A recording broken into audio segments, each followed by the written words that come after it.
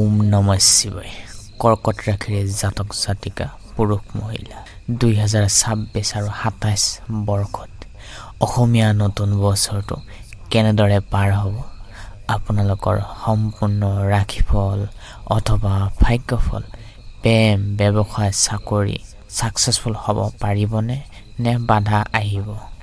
আপুনি যদি কৰ্কট ৰাশিৰ জাতক জাতিকা হয় তেন্তে 2026 চনৰ পৰা 2027 চনৰ অসমীয়া নতুন বছৰত আপোনাৰ জীৱনত কি ডাঙৰ পৰিৱৰ্তন আহিব জানেনে?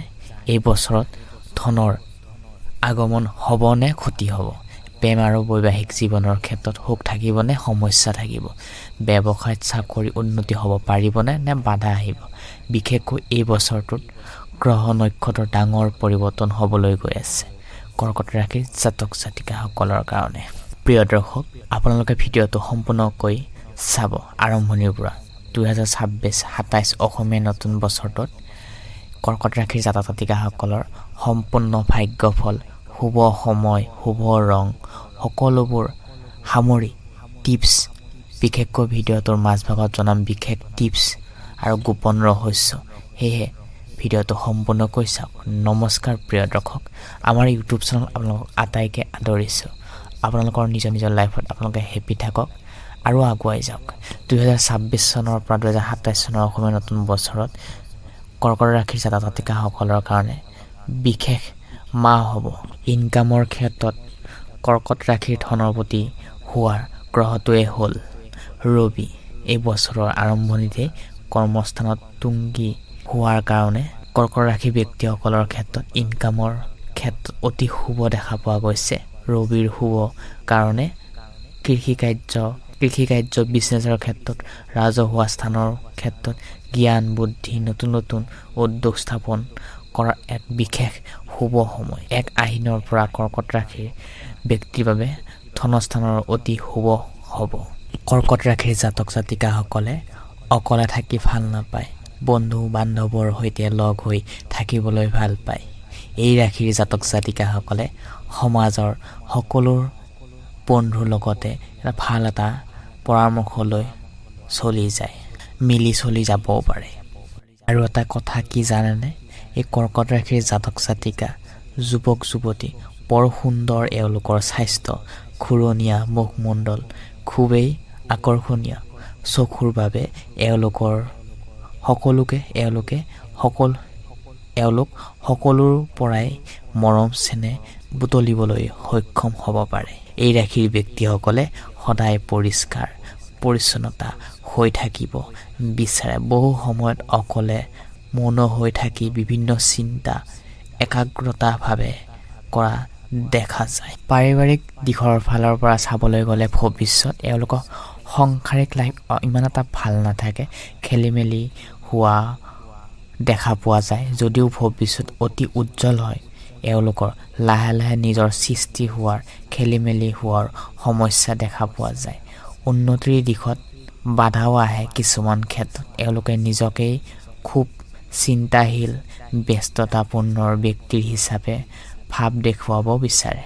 কামবোৰ নিয়মিতভাৱে কৰাটো এওঁলোকে এটা প্ৰধান ধৰ্ম হয়। কৰ্মই ধৰ্ম। আপুনি যেনেকুৱা কৰ্ম কৰে তাৰ ফল এদিন পাবই। ওম নমঃ শিৱায়। প্ৰিয় দৰ্শক, এইখিনিতে আপোনালোকক জনাওঁ যে আপোনালোকে কোনখন ডিষ্ট্ৰিক্টৰ পৰা চাই আছে কমেণ্ট বক্সৰ জৰিয়তে জনাবলৈ একেবাৰে নাপাহৰিবচোন। আৰু ভিডিঅ'টো চাই ভাল লাগিলে নিশ্চয় কমেণ্ট বক্সৰ জৰিয়তে আপোনালোকৰ ডিষ্ট্ৰিক্টখনৰ নাম নিশ্চয় উল্লেখ কৰিব। তেনেহ'লে আমি গম পাওঁ আমাৰ ভিডিঅ' কিমান দূৰত গৈছে। আৰু লগতে এই বছৰটো আপোনালোকৰ শুভ দিন হৈছে শুক্ৰবাৰ আৰু সোমবাৰ। প্ৰিয় দৰ্শক, কৰ্কট ৰাশিৰ ব্যক্তি হয় যদি তেনেহ'লে আপোনালোকৰ শুভ গ্ৰহটোৱে হ'ল চন্দ্ৰ। সপ্তাহৰ এই শুক্ৰবাৰ আৰু সোমবাৰ দিনটোত যিকোনো ধৰণৰ শুভ কাম কৰিব পাৰিব।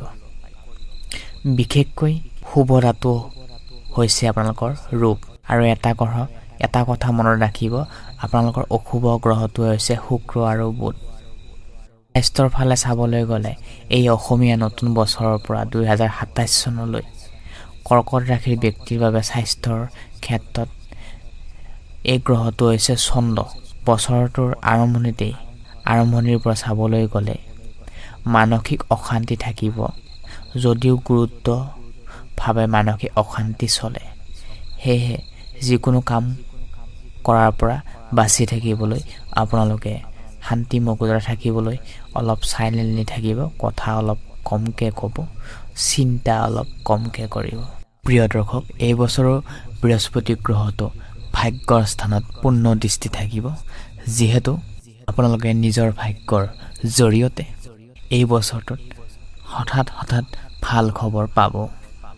31 অক্টোবৰ তাৰিখলৈকে বৃহস্পতি গ্ৰহটো আপোনাৰ ৰাশিত থাকিব, যাৰ ফলত আপোনালোকৰ কেতিয়াবা ভাগ্য পাল্টি যাব। পাৰ হৈ যোৱা বছৰবোৰক লৈ যদি আপোনালোকে চিন্তা কৰি আছে, যিসকল ল'ৰা ছোৱালী ষ্টুডেণ্ট আছে, এই বছৰটো পঢ়া শুনাৰ ক্ষেত্ৰত খেলি মেলি নাথাকিব, ভাল এটা খবৰ পাব। আপুনি কষ্ট কৰক, ফলৰ আশা কেতিয়াও নকৰিব। সময় থাকোঁতে সময়মতে ভালদৰে পঢ়া শুনা কৰাটো আপোনাৰ মোৰ প্ৰত্যেকজন ব্যক্তিৰ কাৰণে দৰকাৰ। প্ৰেম সম্পৰ্কত মধুৰতা অহা পূৰ্ণ এটা 100% গেৰেণ্টি আছে। প্ৰিয় দৰ্শক, কৰ্কট ৰাশি যদি আপুনি হয়, নিশ্চয় লাইক এটা কৰি দিব। লাভ ৰিলেশ্যনশ্বিপৰ ক্ষেত্ৰত এই অসমীয়া নতুন বছৰটোত কৰ্কট ৰাশিৰ কৰ্মৰ প্ৰতি গ্ৰহটোৱে হ'ল মংগল। হয়, কৰ্মৰ ক্ষেত্ৰত এই মংগল গ্ৰহটো কাৰণে আৰু বৃহস্পতি দশম ঘৰত থকাৰ কাৰণে কৰ্মৰ ক্ষেত্ৰত ভাল পথ উন্নতি হ'ব পাৰিব। প্ৰেম লাভ ৰিলেশ্যনশ্বিপৰ ক্ষেত্ৰত প্ৰেম প্ৰণয়ন বিবাহৰ ক্ষেত্ৰত গ্ৰহটোৱে হৈছে মংগল। এই বছৰত মংগল পঞ্চমপতি হৈ নৱম ঘৰত অহাৰ লগে লগে প্ৰেমৰ ক্ষেত্ৰত যিসকল ৰিলেশ্যনশ্বিপত আছে তেওঁলোকৰ বিবাহৰ ক্ষেত্ৰত আগবাঢ়ি যাব পাৰিব। সম্পৰ্ক এটা প্ৰেম আৰু বিবাহৰ সম্ভাৱনা থাকিব। বাকী চাবলৈ গ'লে যিসকলে ৰিলেশ্যনশ্বিপত আছে তেওঁলোকৰ এই বছৰটো শুভ দেখা গৈছে। যিসকলে বিবাহিত ব্যক্তি তেওঁলোকে এই বছৰটো সন্তানৰ জৰিয়তে ভাল খবৰ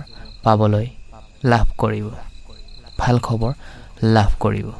বছৰৰ এই ৰাশিৰ ব্যক্তিসকলে সপ্তম স্থানত বৃহস্পতি পূৰ্ণ দৃষ্টিৰ 1 জুন তাৰিখৰ পৰা 31 অক্টোবৰলৈকে থাকিব। এইখিনি সময়ছোৱাত বিবাহিত উপযুক্ত বয়সলৈকে খুবেই এটা অতিকৈ শুভ। পাৰিবাৰিক ক্ষেত্ৰত এই বছৰটোৰ আৰম্ভণিতে বৃহস্পতিৰ দৃষ্টিত চন্দ্ৰত পৰাত কিছু পৰিমাণে মানসিক অশান্তি চিন্তা আহিব পাৰে, কিন্তু চিন্তা কৰাৰ কোনো কথা নাই। বৃহস্পতি গ্ৰহৰ শুভ ফলত আপোনালোকৰ 1 মাঘৰ পৰা পাৰিবাৰিক ক্ষেত্ৰত শুভ ফল আনিব। ব্যৱসায় কৰি আছে, এই বছৰটোত ব্যৱসায় লাভ কৰা উন্নতি পিনে আপোনালোকে ৰাস্তা এখোজৰ লগত 10 খোজ আগুৱাই লৈ যাব পাৰিব। আপোনালোকৰ ব্যৱসায়ত ইনকামৰ ক্ষেত্ৰত লাভ হ'ব যদিও কৰ্কট ৰাশিৰ ব্যক্তিসকল ব্যৱসায় বাণিজ্যৰ কাৰক গ্ৰহটোৱে হৈছে শনি। বছৰৰ আৰম্ভণিতে কিন্তু শনি নৱম ভাৱত থকাৰ কাৰণে ব্যৱসায় বাণিজ্যত অশুভ প্ৰভাৱ পেলাব। কিন্তু কৰ্কট ৰাশিৰ জাতক জাতিকাসকল যিসকল নাৰী আছে তেওঁলোকে শিক্ষাগুৰু নিজৰ পিতৃ মাতৃ ভাই ভনীৰ লগত এটা সম্পৰ্ক ভাল কৰি আগুৱাই লৈ যায়। এটা সম্পৰ্ক কৰ্কট ৰাশিৰ জাতক জাতিকা নিজৰ ওপৰত আত্মবিশ্বাস থকাৰ বাবে সকলো দিশতে এওঁলোকে আগবাঢ়ি যোৱাৰ চেষ্টা কৰে। এই ৰাশিৰ নাৰীসকলে আনৰ কথাৰ ওপৰত বিশ্বাস নকৰে আৰু গম্ভীৰ গতিৰে আগবাঢ়ে। ধৰিবই নোৱাৰি কৰ্কট ৰাশিৰ নাৰীৰ গতি সকলো ক্ষেত্ৰতে এওঁলোকে প্ৰথমে আগলৈ যাবলৈ কঠোৰ পৰিশ্ৰম যত্ন কৰে। কৰ্কট ৰাশিৰ নাৰীয়ে স্বামী ভক্তি প্ৰণয়নৰ এওঁলোকে স্বামীৰ সহযোগ সুন্দৰ জীৱন যাপন কৰিবলৈ ইচ্ছা প্ৰকাশ কৰে, চেষ্টা চলায়। কৰ্কট ৰাশিৰ নাৰী মনোভাৱ হ'লেও অলপ কথাতে সামান্য ভুল হ'লেও পটককৈ ৰাগ হোৱাও দেখা পোৱা যায়। কোনো ক্ষেত্ৰত কৰ্কট ৰাশিৰ নাৰী অতি সতৰ্ক আৰু সৌন্দৰ্যশীল হৈ থাকিবলৈ চেষ্টা কৰে। চাফ চিকুণতা খুবেই ভাল এওঁলোকৰ, মুখৰ মিঠা মিচিকীয়া হাঁহিও এওঁলোকৰ খুবেই ভাল। সৌন্দৰ্য দেখিবলৈ।